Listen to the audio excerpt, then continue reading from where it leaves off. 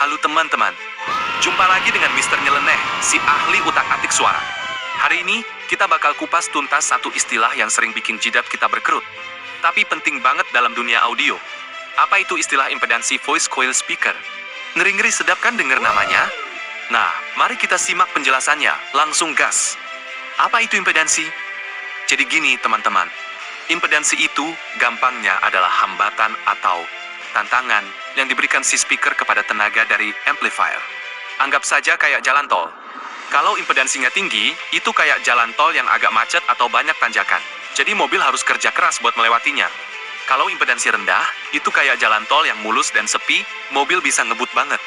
Semakin rendah impedansi, semakin banyak arus yang bisa mengalir.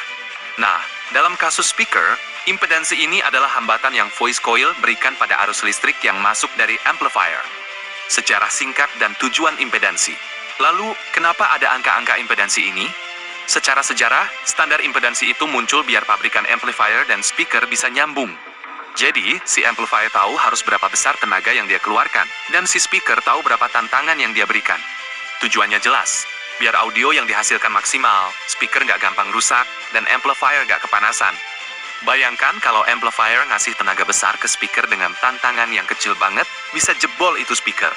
Atau sebaliknya, amplifier udah ngos-ngosan, speakernya terlalu banyak tantangan, suara jadi loyo. Review 3 jenis impedansi voice coil speaker. Nah, sekarang kita bahas 3 jenis impedansi voice coil speaker yang umum dan berada di pasaran, beserta kelebihan dan kekurangannya. Siap-siap dicatat ya. 1. Impedansi tinggi. Analogi, ini kayak mobil keluarga yang kalem. Irit bahan bakar, tapi tenaganya cukup untuk perjalanan jauh yang stabil. Kelebihan, lebih aman. Amplifier lebih santai, karena hambatan yang tinggi, jadi resiko amplifier cepat panas atau rusak lebih kecil. Cocok buat yang pengen aman dan awet. Fleksibel, biasanya lebih mudah dipadukan dengan berbagai jenis amplifier. Kekurangan, tenaga kurang maksimal. Suara yang dihasilkan mungkin terasa kurang punchy atau bertenaga, karena amplifier tidak bisa mendorong arus terlalu besar. Cocoknya buat dengerin musik santai. 2. Impedansi sedang. Analogi, ini mobil sport harian. Cukup bertenaga, tapi masih bisa dipakai nyaman untuk aktivitas sehari-hari. Kelebihan, keseimbangan. Menawarkan keseimbangan antara efisiensi tenaga dan keamanan. Amplifier masih bisa mengeluarkan tenaga yang lumayan besar tanpa terlalu terbebani. Populer, paling banyak ditemui, jadi mudah dicari dan dipadukan. Kekurangan, tidak ekstrem. Tidak se-ekstrem impedansi rendah dalam hal kekuatan, dan tidak seaman impedansi tinggi. 3. Impedansi rendah. Analogi, ini mobil balap super kencang. Butuh driver yang jago dan mesin yang kuat biar bisa maksimal. Kalau enggak, bisa nabrak. Kelebihan, tenaga ekstrem. Amplifier bisa mengeluarkan arus yang jauh lebih besar, menghasilkan suara yang sangat bertenaga, keras, dan nendang. Cocok banget buat yang suka bass gahar atau volume super kencang. Efisiensi lebih tinggi.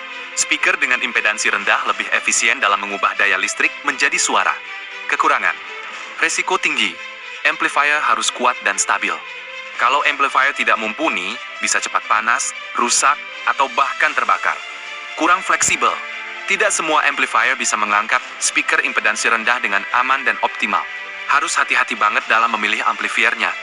Manfaat memahami impedansi. Jadi apa sih manfaatnya kita capek-capek belajar ginian, Mister? Manfaatnya besar banget, teman-teman. Dengan memahami impedansi, kalian bisa memilih speaker yang tepat, sesuai dengan amplifier yang kalian punya atau sistem audio yang ingin kalian bangun. Menghindari kerusakan, baik pada speaker maupun amplifier kalian.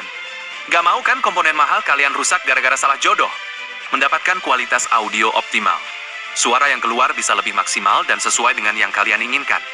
Mau suara halus atau bass jedak-jeduk, semua bisa diatur. Kesimpulan, nah, kalau ditanya mana yang terbaik, jawabannya tidak ada satu yang terbaik. Yang terbaik adalah yang paling cocok dengan setup audio dan tujuan kalian. Mau aman, suara stabil, amplifier awet, pilih impedansi tinggi. Mau seimbang, serbaguna, dan umum, pilih impedansi sedang. Mau tenaga gila-gilaan, bass nendang, tapi siap dengan resiko dan pemilihan amplifier yang tepat, pilih impedansi rendah. Intinya, sesuaikan dengan kebutuhan dan perhatikan kompatibilitas antara speaker dan amplifier kalian ya. Penutup dan ajakan interaksi. Gimana teman-teman, makin pusing atau makin tercerahkan nih sama si Mister Nyeleneh? Penjelasan impedansi voice coil speaker ini cukup nyeleneh, tapi penting kan? Sekarang giliran kalian. Speaker di rumah kalian impedansinya berapa ohm? Pakai amplifier apa? Terus, suara favorit kalian kayak gimana? Cerita dong di kolom komentar. Siapa tahu kita bisa diskusi lebih lanjut. Jangan lupa, kalau kalian suka dengan konten nyeleneh dari Mister Nyeleneh ini, kasih like video ini, komen yang banyak, dan yang paling penting, subscribe biar kalian gak ketinggalan penjelasan nyeleneh lainnya dari Mister Nyeleneh. Sampai jumpa di episode berikutnya, salam audio gila.